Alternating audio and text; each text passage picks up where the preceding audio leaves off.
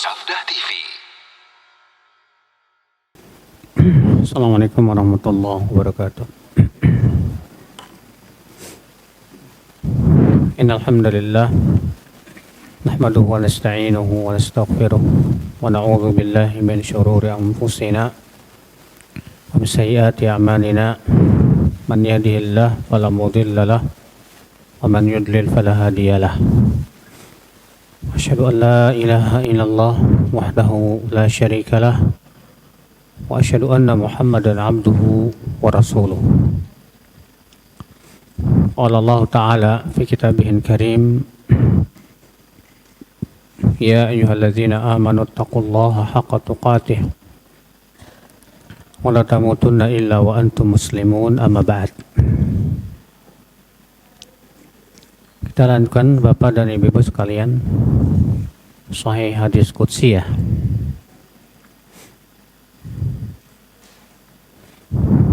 Sekarang kita masuk hadis yang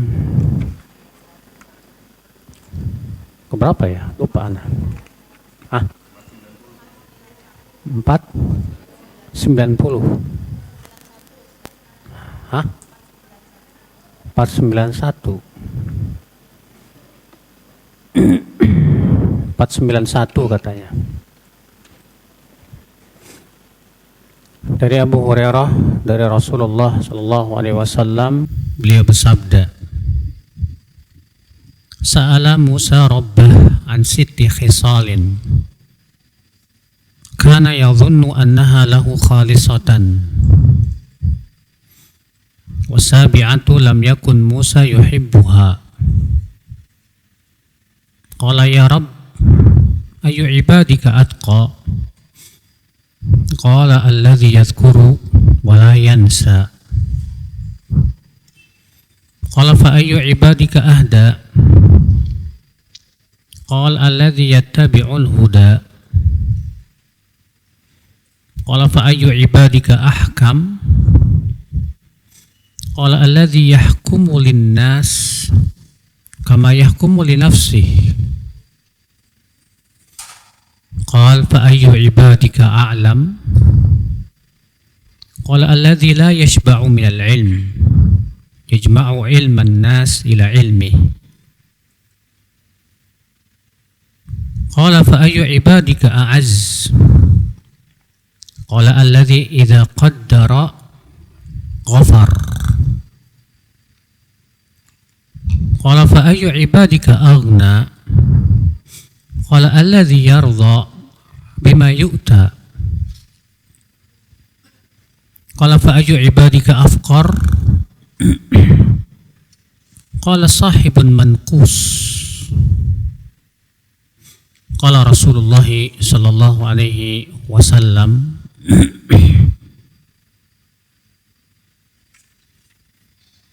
laisa al-ghina 'an dhuhrin, innamal ghina ghina an-nafs. Wa idza arada Allahu bi'abdin khairan ja'ala ghinahu fi nafsihi wa tuqahu fi qalbihi. Wa idza arada Allahu bi'abdin syarra ja'ala faqrahu baina 'ainaihi.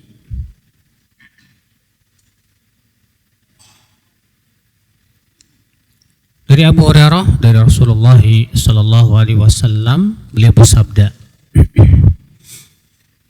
Nabi Musa bertanya kepada Allah tentang 6 perkara, dan ia menyangka bahwa 6 perkara ini murni untuknya, dan yang ketujuh Nabi Musa tidak menyukainya.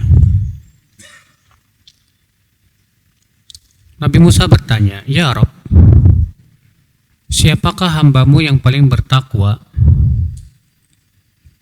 Allah berfirman, yaitu yang senantiasa mengingat dan tidak lupa, yang senantiasa zikir dan tidak lupa.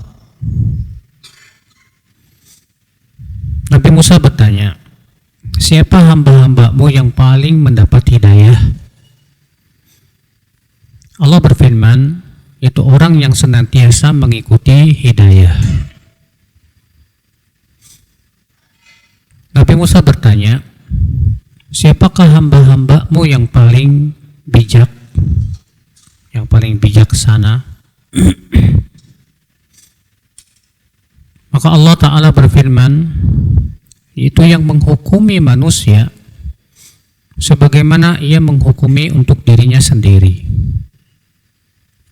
Ya, orang yang menghukumi untuk manusia sebagaimana ia menghukumi untuk dirinya sendiri. Nabi Musa bertanya, siapakah hamba-hambamu yang paling berilmu? Allah berfirman, yaitu yang tidak pernah kenyang dari ilmu. Ia kumpulkan ilmu manusia kepada ilmunya. Nabi Musa bertanya, siapakah hamba-hambamu yang paling mulia, yang paling perkasa? Allah berfirman, yaitu orang yang apabila telah mampu membalas dendam, ia malah memaafkan. Nabi Musa bertanya, siapakah hambamu yang paling kaya? Allah berfirman, yaitu orang yang ridho dengan apa yang diberikan kepadanya. Nabi Musa bertanya, siapakah hambamu yang paling fakir? Allah berfirman, yaitu sahibun mankus, sahib yang dikurangi. Maksudnya mankus dikurangi, ya, artinya ia selalu merasa kurang, nggak pernah merasa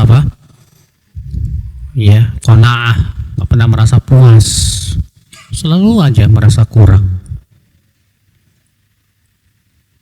Lalu Rasulullah SAW bersabda, laisal ghina an dhuhrin, innamal ghina ghinan nafs.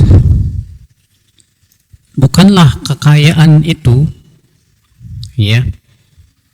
an dhuhrin, dari dhuhr, artinya dhuhr itu banyaknya harta, banyaknya kendaraan, kemewahan rumah, bukan. Innamal ghina ghinan nafs.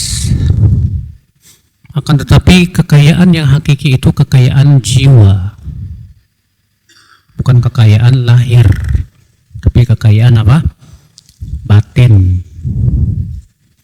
Dan apabila Allah menginginkan kepada seorang hamba kebaikan, Allah akan jadikan kekayaannya itu pada dirinya, pada jiwanya, dan ketakwaan itu di hatinya. Dan apabila Allah menginginkan keburukan kepada seorang hamba, Allah jadikan kefakirannya di antara dua matanya. Di sini Hasan, dirikan oleh Ibnu Hibban. Di sini Bapak dan Ibu-ibu sekalian, Nabi Musa bertanya kepada Allah Subhanahu wa taala. Dari pertanyaan-pertanyaan yang subhanallah, kalau kita perhatikan, masya Allah, Yang pertama, Nabi Musa bertanya, ya Allah, siapakah hambamu yang paling bertakwa? Maka Allah berfirman, yaitu orang yang senantiasa zikir dan tidak lupa. Masya Allah, orang yang senantiasa zikir kepada Allah, yang senantiasa ingat kepada Allah, menjadi hamba yang paling bertakwa. Kenapa demikian? Pertama, karena apabila seorang hamba banyak mengingat Allah, Allah pun akan banyak ingat dia. Allah berfirman, fazkuruni azkurkum. Ingatlah aku, niscaya aku akan ingat kalian. Kalau Allah ingat kepada hambanya, apa yang terjadi, Pak? Allah pasti akan bantu. Yang kedua, orang yang lupa kepada Allah, Allah akan jadikan lupa kepada dirinya dan kemaslahatan dirinya. Berarti orang yang senantiasa ingat kepada Allah, Allah akan jadikan ia ingat kepada dirinya dan kemaslahatan dirinya. Allah berfirman, "Wala takunu kalladzina nasullah fa ansahum anfusahum. Ulaika humul fasiqun." Jangan kamu menjadi seperti orang yang melupakan Allah dan Allah pun menjadikan mereka lupa pada dirinya sendiri. Tuh lihat. Orang yang lupa kepada Allah, dia akan lupa kepada dirinya. Maksudnya kata para ulama, lupa untuk memperbaiki diri. Seperti orang yang ingat kepada Allah, dia akan memperbaiki dirinya. Ingat terhadap maslahat dirinya. Tuh. Ya. Yang ketiga, kenapa zikir itu menjadikan orang itu bertakwa, Pak? Yang ketiga, orang yang banyak berzikir kepada Allah, Pak, setan gak berani deket. Ibnu Abbas berkata, "Asyaitan jathimun ala qalbi ibni Adam." Setan itu senantiasa menongkrongi hatinya anak Adam. Fa in dzakarallaha khanas. Kalau ia mengingat Allah, itu setan ya menyelinap, takut dia. Fa in ghafila waswas. Kalau ia lalai, maka ia akan memberikan waswas. Ya. Tuh lihat saudaraku sekalian. Jadi kalau senantiasa seorang hamba banyak ingat Allah, setan pun sulit dia untuk menggoda dia. Makanya setan berpikir bagaimana caranya nih orang supaya nggak berzikir gitu loh. Makanya kemudian disibukkan ya dengan mikirin ini, mikirin itu. Disibukkan dengan HP, dengan media sosial, disibukkan dengan mikirin orang. Subhanallah. Oleh karena itulah Bapak Ibu, dalam hadis yang dulu pernah lewat ya, ada seorang laki-laki berkata, "Ya Rasulullah, inna syara'i al-Islam qad kathurat, famurni bi amrin atashabbathu bih." Wahai Rasulullah, syariat Islam ini sudah banyak sekali, maka tolonglah berikan aku satu perintah saja yang aku bisa pegang kuat-kuat. Apa kata Rasulullah SAW? La yazalu lisanuka ratban min dzikrillah. Hendaklah lisanmu senantiasa basah dengan mengingat Allah. Ketika orang ini mengadu bahwa syariat Islam ini sudah banyak banget, Pak, otomatis ya kalau sudah banyak banget mengamalkannya berat nggak, Pak? Susah. Ternyata Rasulullah memberikan kuncinya supaya kita bisa menjalankan syariat Islam yang banyak itu. Apa itu kata Rasulullah? Senantiasa lisanmu basah dengan apa? Zikir. Ini yang susah, Pak. Susah ya, kita ini senantiasa zikir, berat.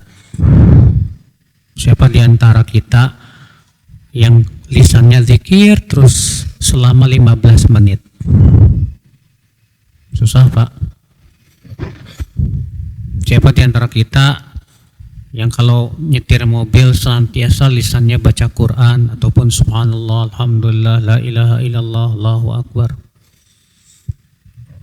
Siapa di antara kita saat ya tidak ada pekerjaan ya, nganggur, lisannya banyak berzikir dan mengingat Allah Subhanahu wa taala?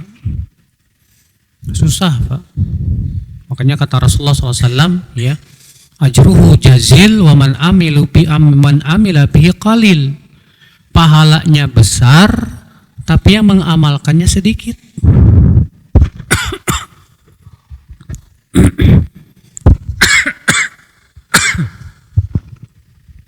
Apa itu? Zikir. Kenapa? Yaitu, Pak, orang habis sholat mau zikir, setan datang ngingetin keperluan, pergi. Mau tidur, baru bismika Allahumma amutu wa ahya, bobo dah. Setan menjadikan dia tidur, nggak sempat buat ya membaca doa-doa yang lain. Masya Allah.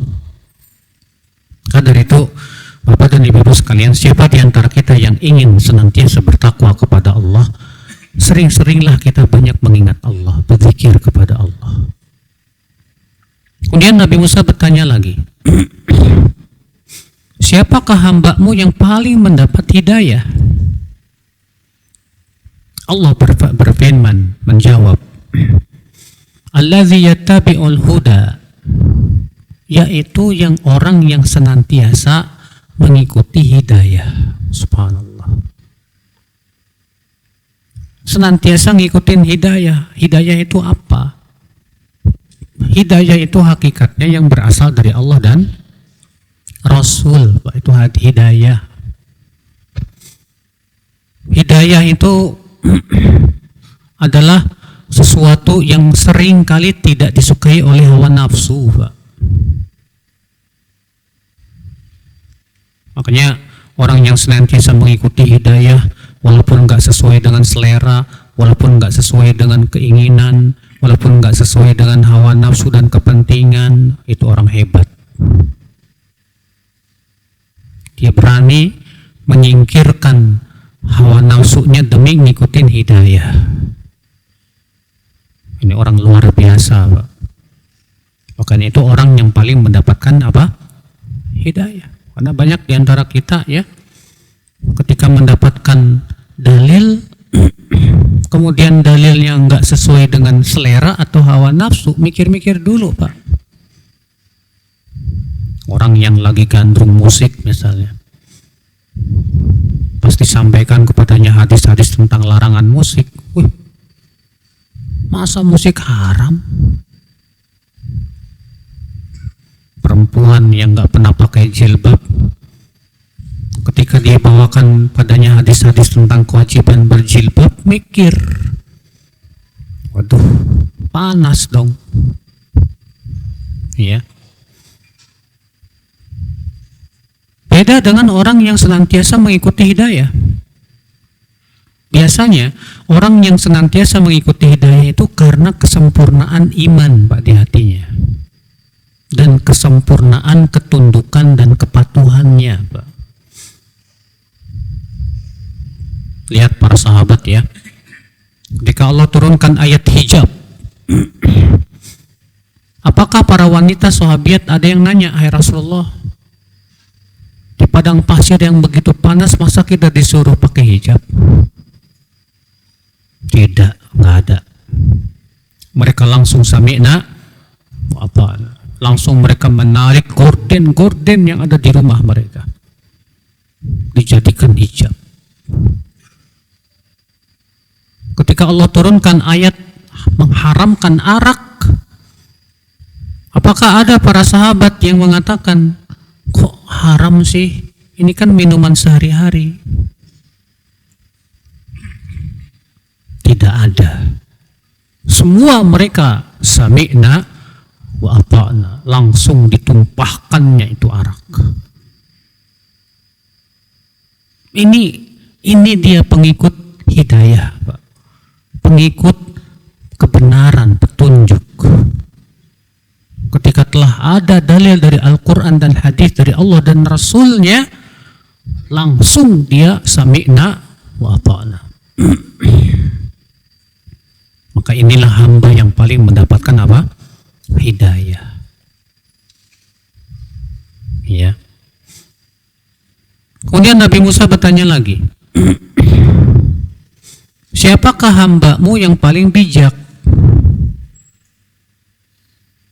Maka Allah berfirman, yaitu orang yang menghukumi manusia seperti ia menghukumi untuk dirinya sendiri. Masya Allah.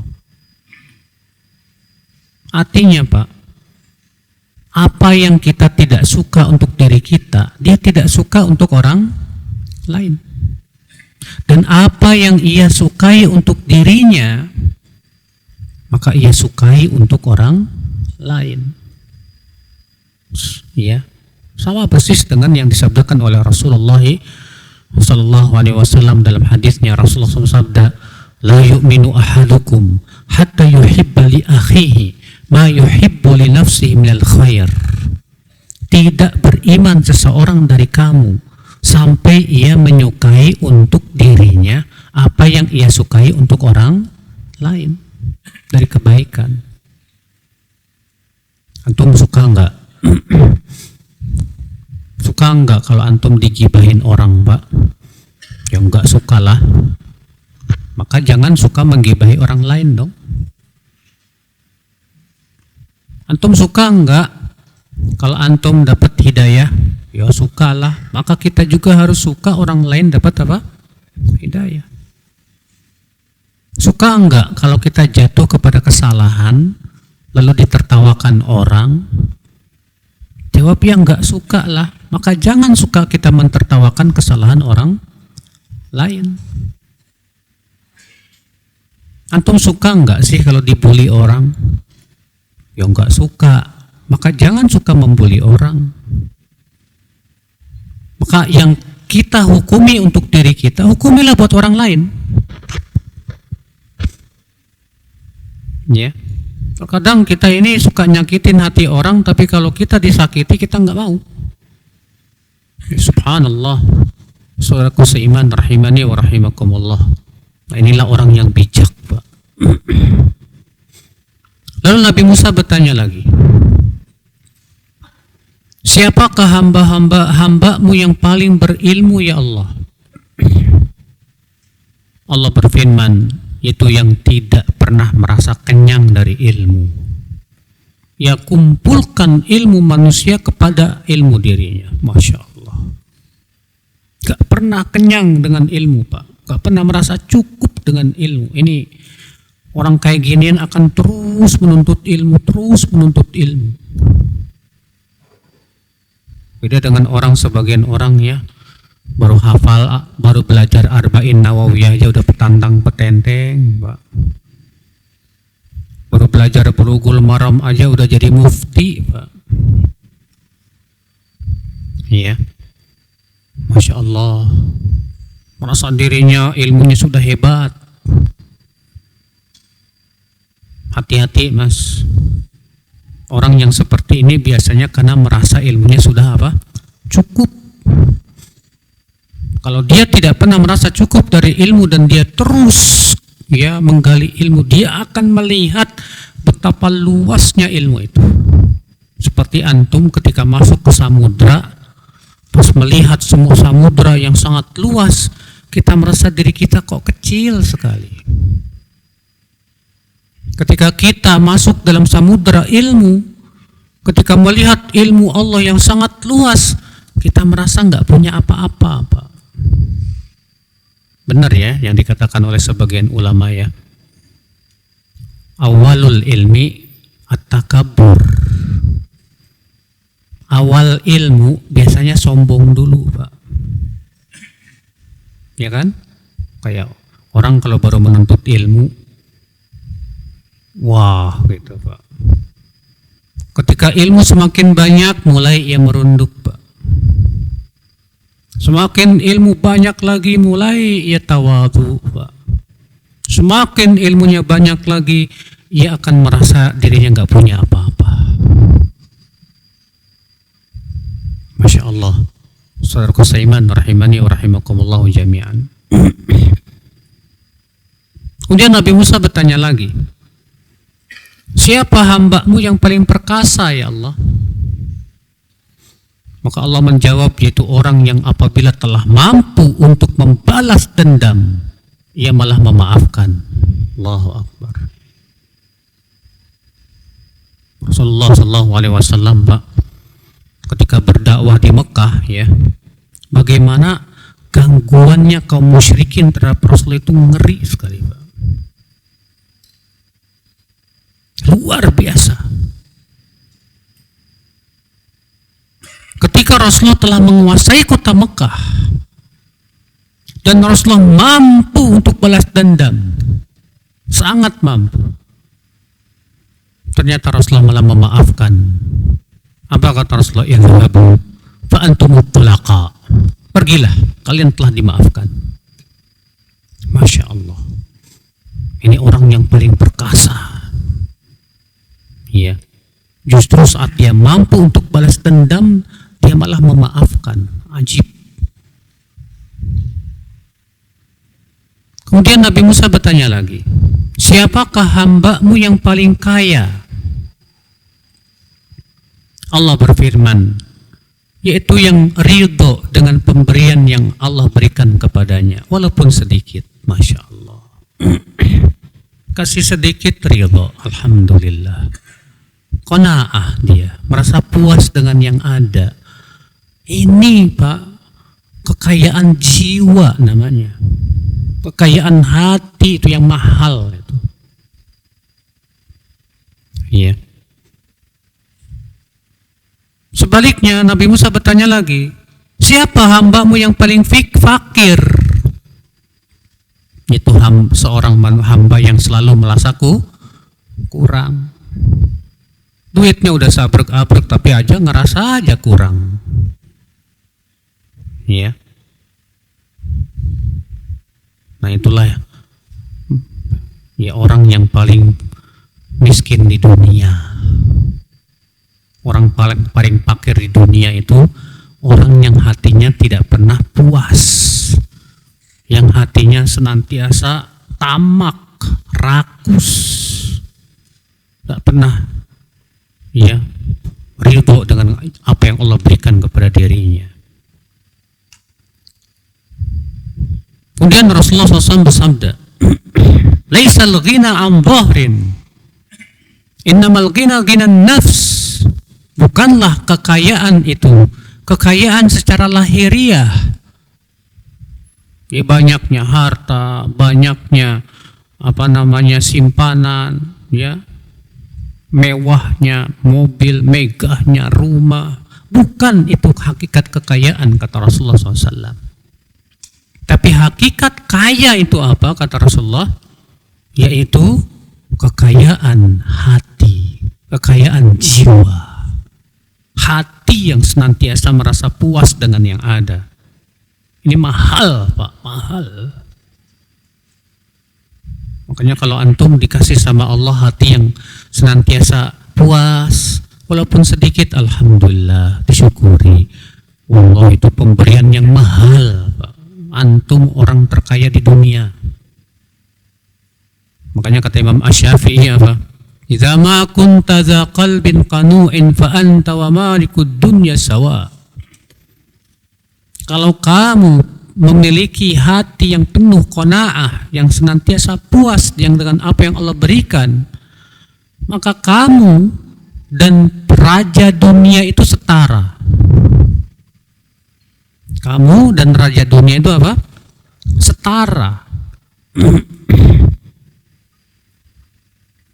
Masya Allah. Punya orang yang hatinya kaya itu orang yang paling adem hidupnya Pak. Hatinya nggak pernah panas ngelihat orang lain dikasih kenikmatan itu. Biasa aja. Justru dia pikir kasihan orang kaya ya, berat hisabnya nanti di hari kiamat. Iya. Beda dengan orang yang hatinya senantiasa tamak, rakus, melihat orang kaya dikasih mobil, andaikan saya punya kayak gitu. Melihat temannya kaya raya, langsung dia protes sama Allah, ya Allah kok nggak adil sih. Ya, akhirnya orang ini hatinya merasa miskin terus. La haula wala quwata illa billah. Maka Rasulullah sabda, apabila Allah menginginkan kepada seorang hamba kebaikan, maka Allah jadikan kekayaan itu pada dirinya, pada jiwanya, dan ketakwaan itu di hatinya. Masya Allah. Dan apabila Allah menginginkan keburukan kepada seorang hamba, Allah akan jadikan kefakiran itu di pelupuk matanya. Artinya selalu merasa dirinya kurang. Gimana dong caranya supaya kita punya sifat qanaah, ya, nggak tamak, nggak rakus? Kuncinya satu sebetulnya Pak. Kuncinya hati kita senantiasa menginginkan kehidupan akhirat itu. Kalau hati kita keinginannya yang terbesarnya akhirat, dunia kecil, apain sih dunia, bikin berat, akhirat aja nanti hisabnya. Tapi kalau hati kita keinginan terbesarnya dunia, ini yang susah buat qanaah itu. Iya. Akhul Islam, saudaraku seiman, rahimani wa rahimakumullahu jami'an. Memang ya, berbicara tentang qanaah itu mudah, Pak. Berbicara tentang qanaah itu apa? Mudah. Saat kita kaya mah ngomongnya qanaah aja. Akan terbukti kejujuran omongan kita saat kita susah. Saat kaya semua orang bilang qanaah. Iya, Allah kasih kayaan kepada dia. Pas dia lagi kurang puyeng, baru terbukti itu. Benar enggak selama ini yang diucapkan oleh dirinya itu? Allahul musta'an. Kita lanjutkan hadis 492. Ihwal mendengar berita tidak seperti melihat langsung. Dari Abdullah bin Abbas dari Nabi sallallahu alaihi wasallam bahwa beliau bersabda, "Laisal khabar kal mu'ayanah." Qala Allah li Musa, "Inna qaumaka sana'u kadza wa kadza, falam yubali. Falamma ayana alqal alwah." Dari Abdullah bin Abbas dari Nabi sallallahu alaihi wasallam bersabda, mendengar berita tidak sama seperti melihat secara langsung. Buktinya, dahulu Allah berfirman tentang Nabi Musa, "Wa kaummu berbuat ini dan itu." Sebatas mendengar itu Nabi Musa tidak peduli, tapi ketika melihat Nabi Musa melihat langsung perbuatan kaumnya itu, maka Nabi Musa melemparkan lauh Taurat itu karena saking marahnya. Karena kan waktu itu kan Nabi Musa ya bertemu dengan Allah selama berapa hari? 40 hari. 40 hari di mana? Di Bukit Tur. 40 hari Nabi Musa bertemu dengan Allah. Dan Allah pun kemudian memberikan kepadanya lembaran-lembaran apa? Kertas yang berisi ya firman-firman Allah yang disebut dengan Taurat. Pulanglah Nabi Musa dengan membawa lembaran-lembaran itu. Ketika sampai di kaumnya, ternyata kaumnya menyembah patung sapi. Waduh. Akhirnya apa yang terjadi? Didatanginya Nabi Harun. Nabi Harun kan saudaranya Nabi Musa. Dijenggutnya Nabi Harun. Ditariknya janggutnya Nabi Harun. Ya. Apa kata Nabi Harun kepada Nabi Musa? Ya. Dalam surat apa itu? Surat Al-A'raf. Sebentar. Saya bacakan ayatnya ya. Tentang kisah Nabi Musa alaihissalatu wassalam yang sangat marah sekali ya ketika melihat kaumnya itu menyembah sapi, patung sapi. Ya.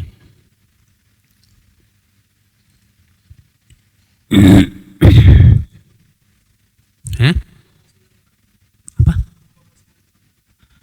Toha 94. Enggak, di surat Al-A'raf juga ada.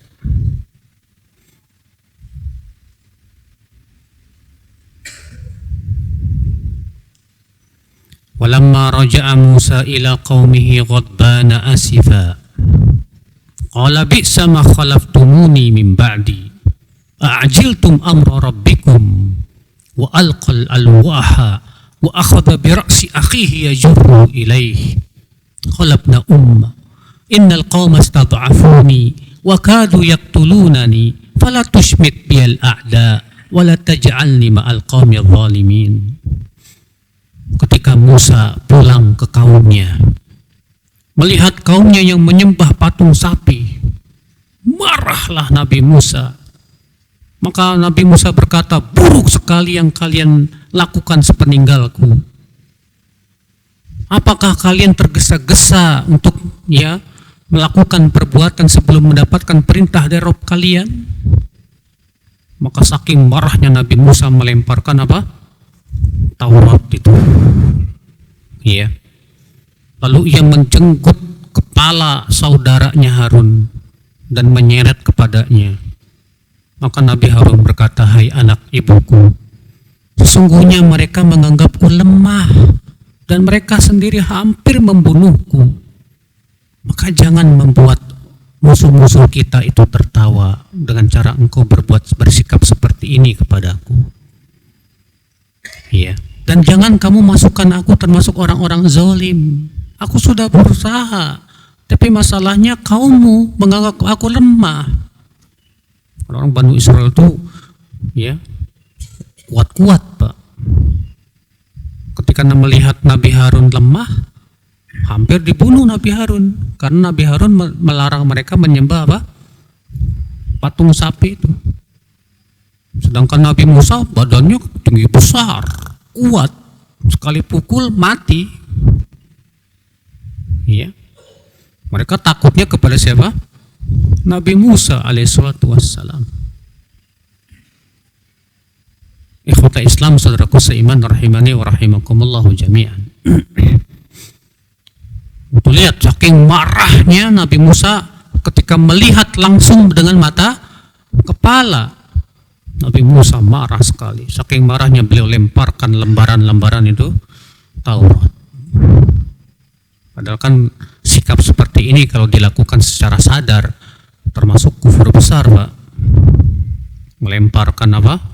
Al-Quran dan yang lainnya itu termasuk kufur besar, bisa mengeluarkan pelakunya dari Islam. Cuma masalahnya Nabi Musa sedang sangat marah, sangat emosi, tidak terkontrol. Makanya dari sini para ulama mengambil faidah. Kalau suami sangat marah, tak terkontrol, lalu mengucapkan talak, maka enggak sah talaknya. Iya. Ikhwatul Islam, saudaraku seiman, rahimani wa rahimakumullah jami'an. Hadis ini, Pak, memberitahu kepada kita bahwa orang yang sebatas mendengarkan berita tidak sama dengan orang yang langsung apa? Melihat kejadian. Oleh karena itulah para sahabat lebih lebih keimanannya, lebih kefakihannya, lebih segala-galanya dari generasi setelahnya. Kenapa?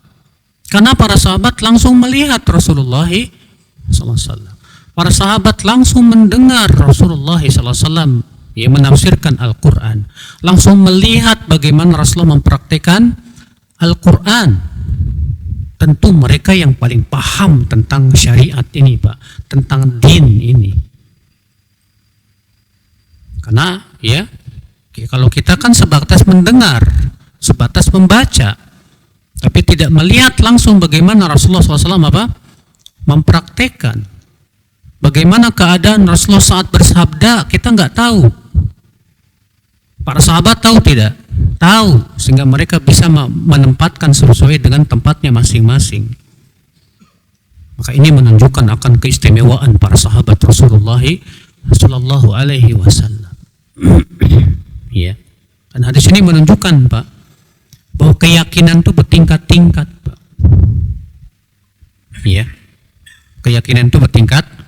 Sebatas mendengar berita bisa menimbulkan keyakinan tidak, Pak? Bisa.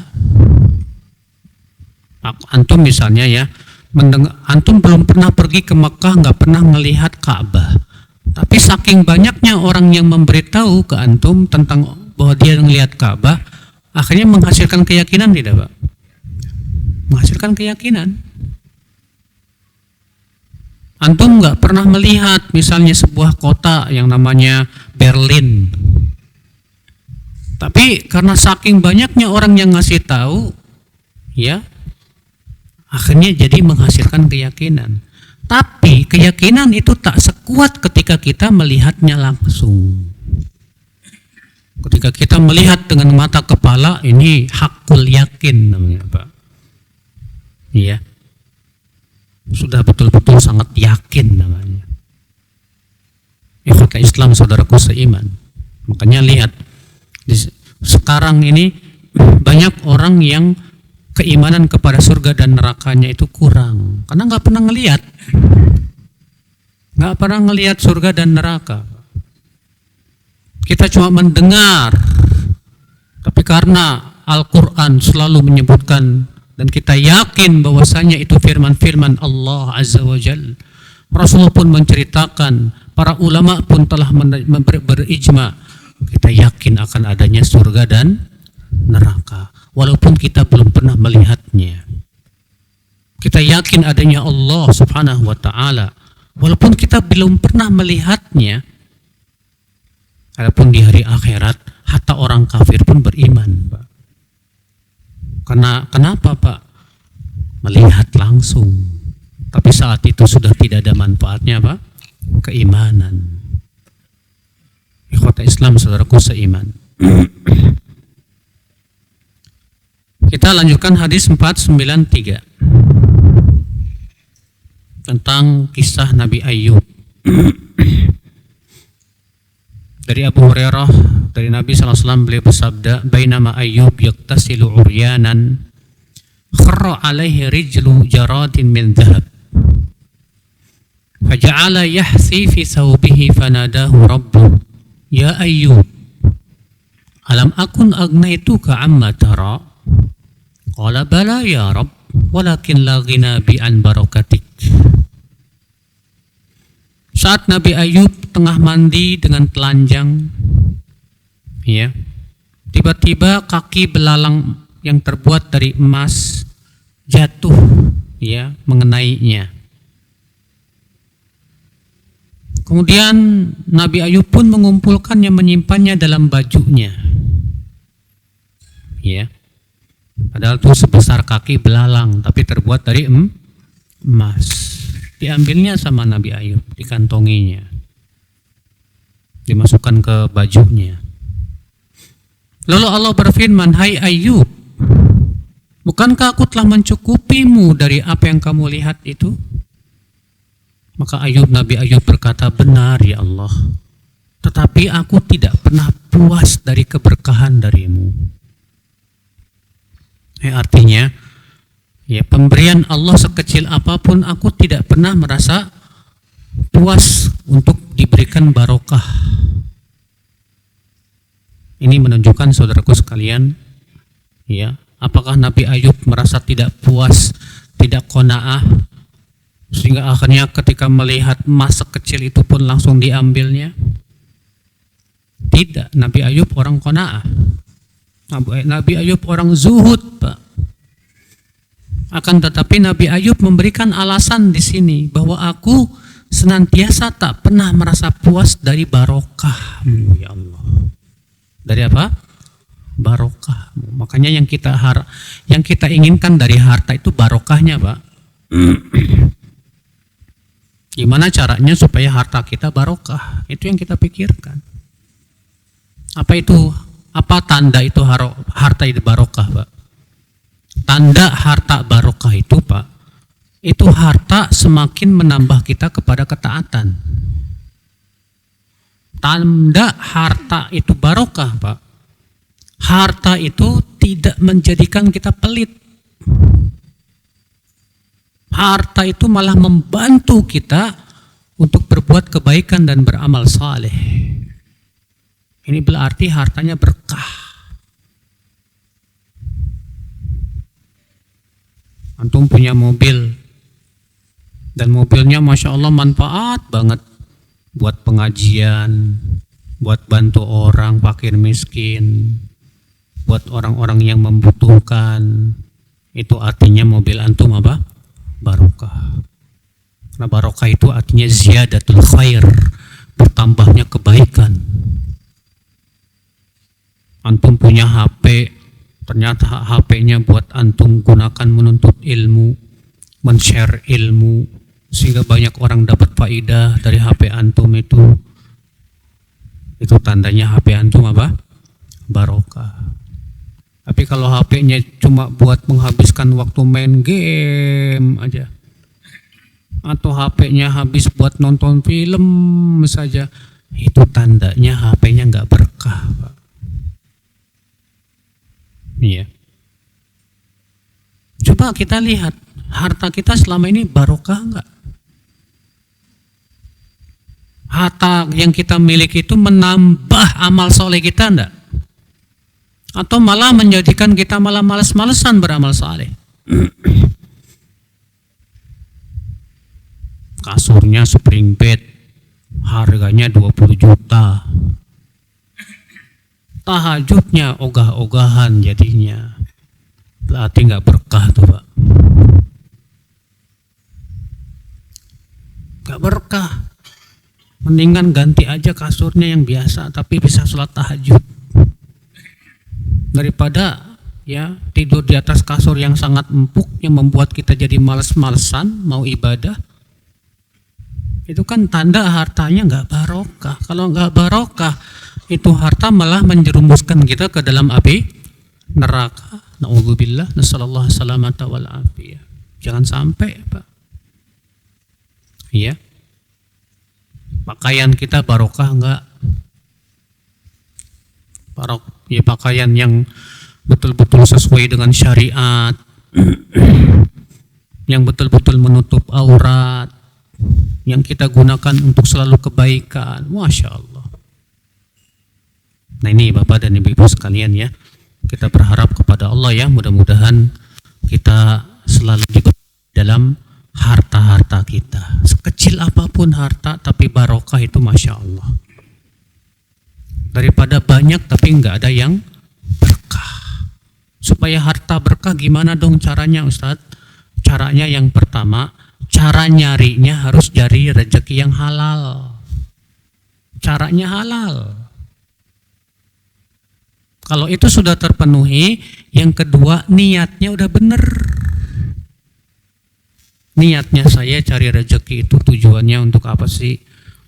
Oh saya ya untuk berinfak di jalan Allah, bersedekah, untuk membantu dakwah dan yang lainnya. Kalau niat antum benar, insya Allah Allah bantu antum. Dibantu sama Allah dengan hartanya supaya apa? Benar baik gitu. Saya melihat ada seorang Masya Allah ikhwan ya, Allah berikan kekayaan harta, ternyata hartanya barokah, Pak. Habis hartanya untuk diinfakkan di jalan Allah. Iya, bantu sana, bantu sini dan yang lainnya, Masya Allah. Ini yang kita iri sama dia itu, Pak. Iya, makanya kita nggak kagum lah sama orang kaya, mobilnya mewah tapi ya nggak barokah, Pak. Hidupnya hanya glamor saja, hanya bersenang-senang saja, berpoya-poya saja. Nggak kagum kita sama orang kayak gitu tuh. Justru kasihan sama orang kayak gituan tuh, Pak. Kita itu irinya sama orang kaya yang Masya Allah itu, Pak. Hartanya barokah, selalu untuk kebaikan. Subhanallah. Ikhwata Islam saudaraku seiman. Hadis berikutnya, hadis 497. Karena 94, 94, 95, 96 sama ya.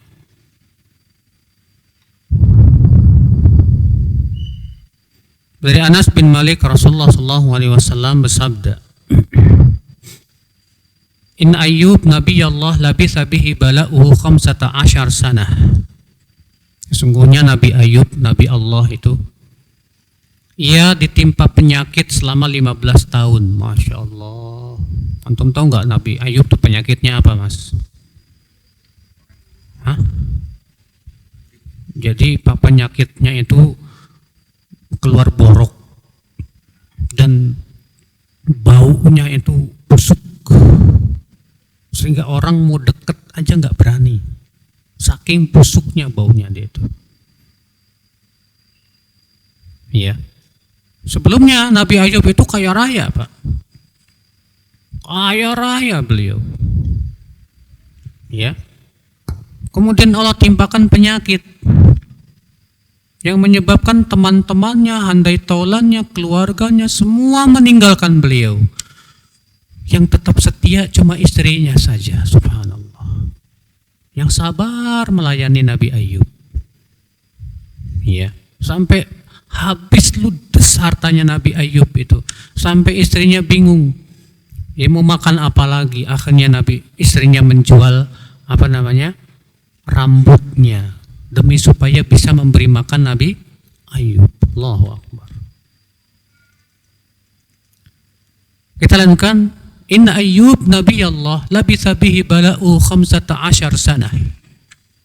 Ayyub Nabi Allah ditimpa penyakit selama 15 tahun. 15 tahun, bayangkan. Masya Allah. Farafadahu al-qarib wal-ba'id illa rajulaini min ikhwanihi kana min akhasi ikhwanihi qad kana yaqduani ilaihi wa yaruhani. Maka ia ditinggalkan oleh yang dekat maupun yang jauh, kecuali 2 orang dari temannya saja. Itu teman yang paling dekat, ya, di mana 2 temannya senantiasa pergi, ya, kepada Nabi Ayub di waktu pagi dan petang. Faqala ahaduhuma li sahibihi zata yaumin na'lamu wallah laqad adnaba Ayyub dzamban ma adnabahu ahadun minal alamin. Kata salah seorang temannya kepada temannya yang lain, 2 orang ini, ya, demi Allah, sepertinya Ayub telah melakukan suatu dosa yang tidak pernah dilakukan oleh seorang pun dari manusia di muka bumi ini. Karena saking beratnya cobaan Nabi Ayub. Faqala lahu sahibuh, maka temannya berkata, wa madak, dosa apa itu? Qala mundu 18 sanah lam yarhamhu Allah fayukshafu anhu ma bih. Buktinya sudah 18 tahun dia belum mendapatkan kasih sayang Allah juga tuh, belum disembuhkan sama Allah. Ya. Falamma raha ila Ayyub lam yasbir ar-rajul hatta dzakara lahu dzalik. Ketika keduanya berangkat kepada Nabi Ayub, maka yang satu ini enggak sabar untuk memberitakan ucapan orang tersebut. Faqala lahu Ayyub, mendengar itu Nabi Ayub berkata, la adri ma taqul ghairu anna Allah ya'lamu anni kuntu amuru birajulain yatanaza'ani yadhkuranillah فأرجع إلى بيتي فأكفر عنهما كراهية أن يذكر الله إلا في حق وكان يخرج لحاجته فإذا قضى حاجته أمسكت امرأته بيده حتى يبلغ. Kata Nabi Ayub, aku tidak tahu apa yang kamu katakan itu, selain bahwasanya Allah mengetahui bahwa dahulu aku memerintahkan 2 orang yang berkelahi, yang bertengkar, ya, dan keduanya mengingat Allah. Maka aku kemudian kembali ke rumahku dan aku pun, ya, ukafir anhuma, ya, menggugurkan, ya, dari keduanya. Kemudian kata beliau, karahiyata an yadhkurallaha illa fi haqqin, karena aku khawatir, ya, apabila ia mengingat Allah kecuali dalam haknya. Wa kana yakhruju li hajatihi, dan adalah Ayub senantiasa keluar untuk keperluannya, ya.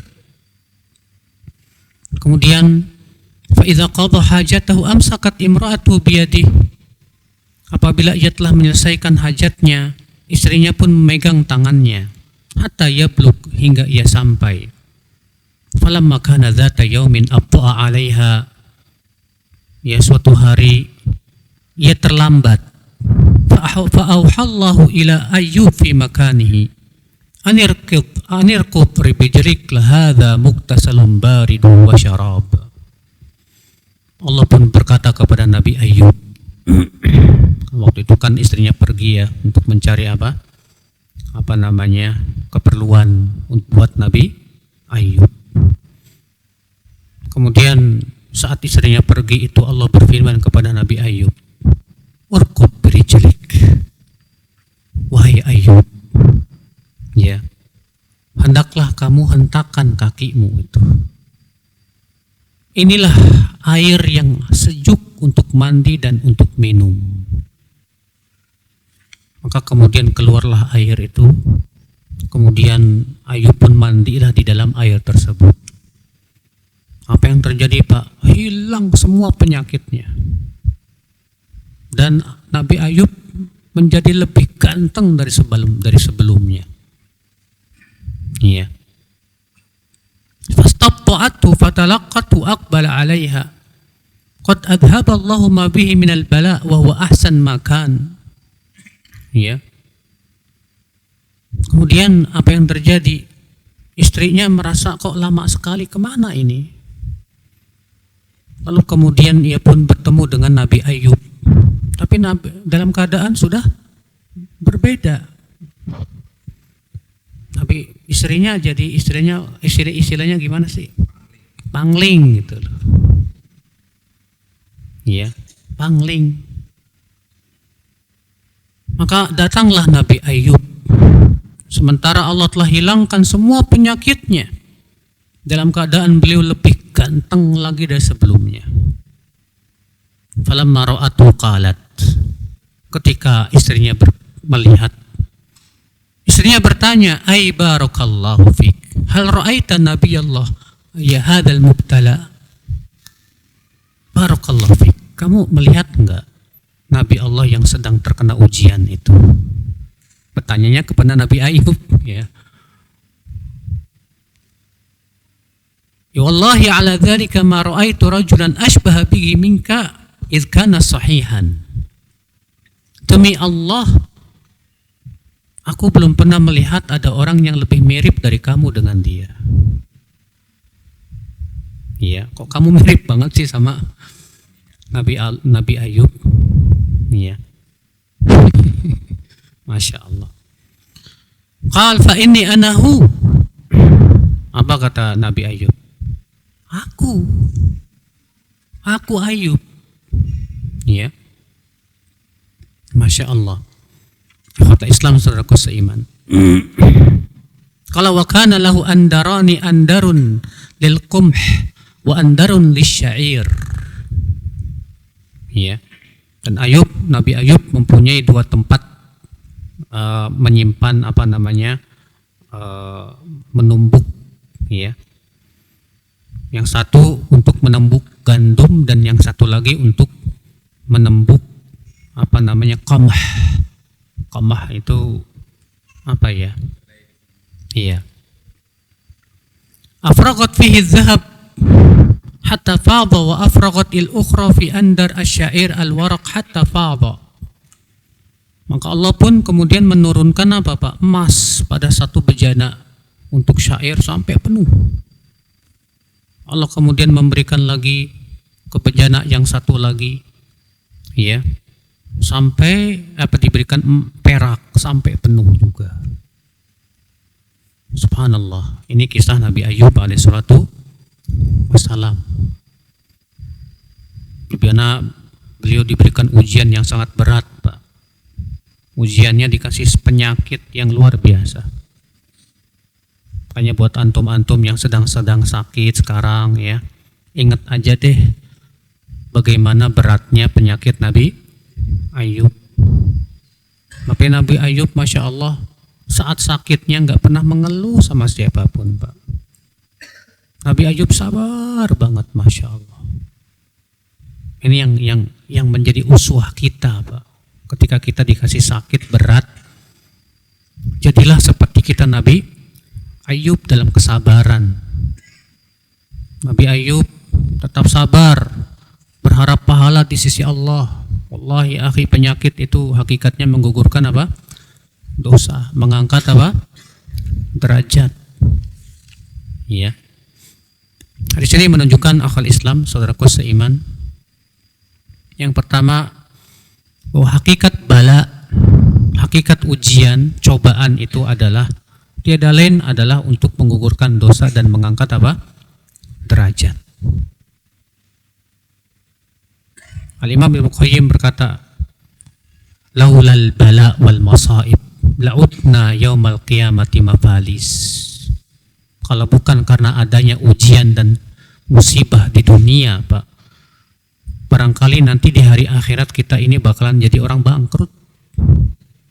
Tapi dengan adanya ujian, ya Allah gugurkan dosa-dosa kita, Allah angkat derajat kita, Masya Allah, Alhamdulillah.